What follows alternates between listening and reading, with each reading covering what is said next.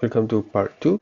We continue with the magnets. So we have figure A, figure B and figure C, showing the patterns produced by magnetic fields by placing small iron filings in the vicinity of a magnet.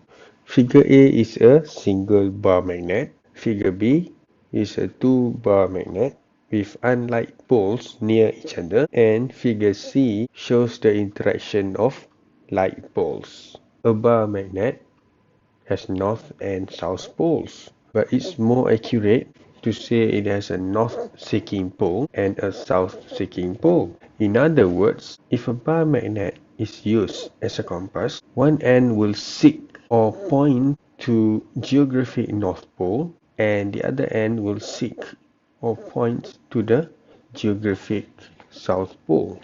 From this, we can conclude that the geographic North Pole of Earth corresponds to a magnetic South Pole and the geographic South Pole corresponds to a magnetic North Pole.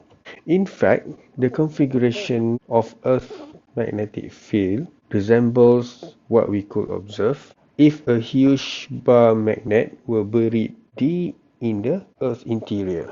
When a charged particle is moving through a magnetic field, magnetic force acts on it. Magnetic field pointing to the right. And there is a charged particle moving with velocity v perpendicular to the magnetic field of B.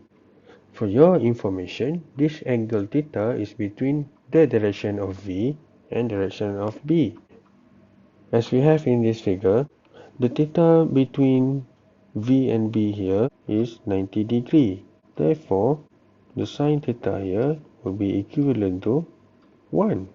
And this equation will bring you to the maximum of magnetic field. F max equals to QVB. If there is another charge is moving parallelly with the magnetic field of B, let's say moving to the right in the same direction of the magnetic field, the theta will be equals to 0. Therefore, F equals to 0. If the charge is moving in opposite direction, parallelly with the direction of magnetic field, the theta will be equals to 180 degree. The magnetic force in this case also will be equals to 0. From this equation F equals to QVB sin theta, we can define the magnetic field.